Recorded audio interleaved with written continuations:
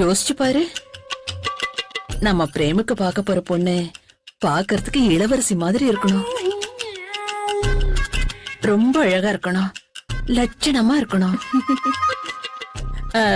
நான் என்ன சொல்ல வரேன்னு புரியுதுல்ல? நான் பிருந்தாவனத்துக்கு போயிட்டு ஊருக்கு திரும்ப வந்த பிறகு உடனே நான் பார்க்க போறது நீ சொன்ன பிங்கியே தான். ஆனா கண்ணு, இப்போதைக்கு இந்த விஷயத்தை யார்கிட்டயும் சொல்லாத. சரிங்க பெரியத்த. நான் பிருந்தாவனத்துக்கு சும்மா தான் போறேன்.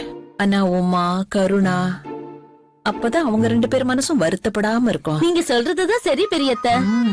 எங்க குடும்பத்துக்கே அழகா இருக்கிற வரம் கிடைச்சிருக்குன்னு தான் சொல்லணும். உங்களுக்கு ஒரு விஷயம் தெரியுமா பெரியத்த?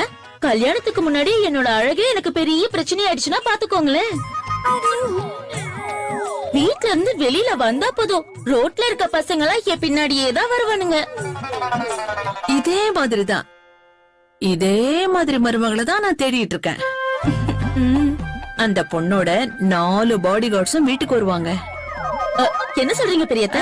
நான் என்ன சொல்ல வரேன்னு புரியலையா? இப்ப நான் சொல்ல போற விஷயத்த கவனமா கேளு.